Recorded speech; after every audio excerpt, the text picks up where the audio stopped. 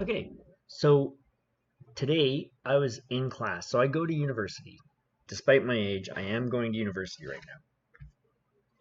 And I'm in class, and it's an anthropology class.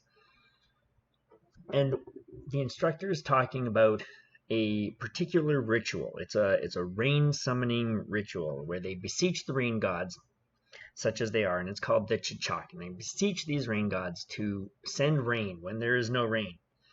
And it's conducted in I don't know the whole ceremony, but ultimately there's this altar, and there's four young boys are placed at the four corners of the altar. And while there, they make noises like toads because the toads in the area start croaking when the rainy season comes upon them. And then the four young boys who are croaking like toads are in a way beseeching the rains to fall. And then ideally the rains will fall and they will have rain that season. So while our instructor is telling us this story, one of the people in the class, one of the other students puts up his hand in class. And understand, this is university, and this is a third year level course. This is a third year level course. So he puts up his hand and he asks in all earnestness, "Oh, and does it work?" And I am sitting there agog. Okay, how can somebody in third year university be asking, "Does it work?" about a rain summoning ceremony where people are croaking like toads? Okay, but and this here again, this is the problem with universities today. Uh, I'm going to go off on a tangent here. I will maintain that universities are simply a money grabbing venture. If you want to go there and get a degree in something, they make you take all these horseshit courses that have nothing to do with your desired area of expertise. So you have to pay for all these courses, you have to get all these credits. Why?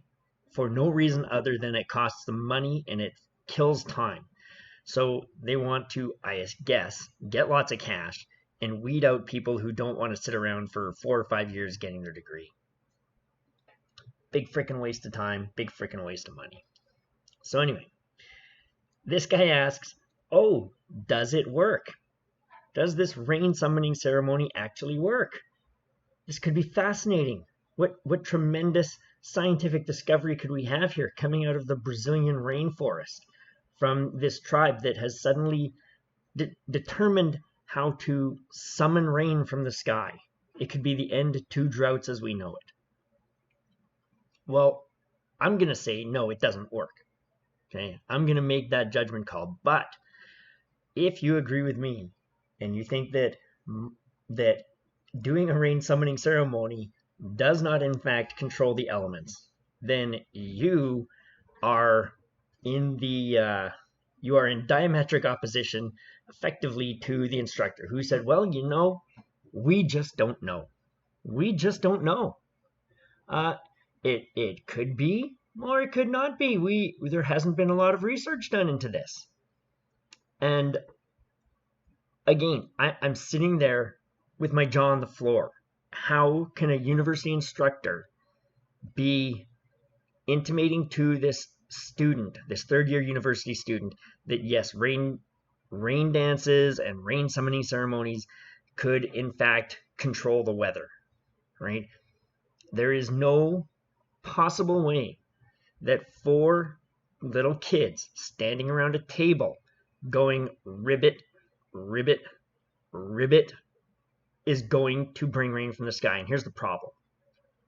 They being the tribes that do these things, conduct these ceremonies at a time of year when it's going to rain. That's why the actual toads are croaking, because it's the beginning of the rainy season. So then they perform this ceremony, and then rains come. But you know what? It's the rainy season. It's the beginning of the rainy season. That rain was coming anyways. But now they go, "Oh, look, we stood around the table and we croaked, and the rain came." Clearly, the croaking of the kids has brought the rains. And that's just ridiculous, right? It is a ridiculous notion, and that instructors in universities today are allowing students to entertain the possibility that this is the case. Well, I shouldn't say that. I mean, there's always the possibility, but they should say, you know what, there is zero scientific evidence for it. Please feel free to go out there and set up an altar and perform this ritual, right? Find out how this ritual is done, get 4 young kids and go out there, set it up and perform it day after day after day, and we'll see how the results match up with the results from the Doppler radar, and we'll see which is more accurate. If there is a correlation between you trying to summon rain and them predicting that based on weather patterns, rain will likely come or will likely not come, right?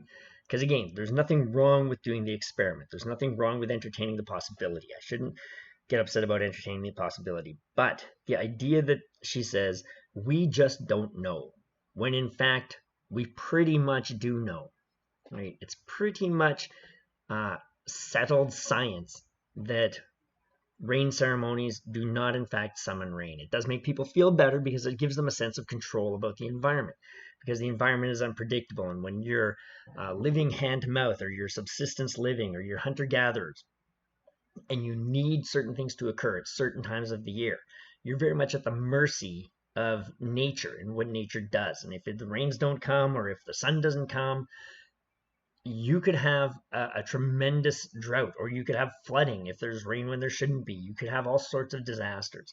So doing these things gives people a sense of control. But that sense of control, and giving that sense of control, the sense of inner peace that they might get from that performance, should not be construed as scientific fact that what they are doing is effective. And there you go. That's my thought on that.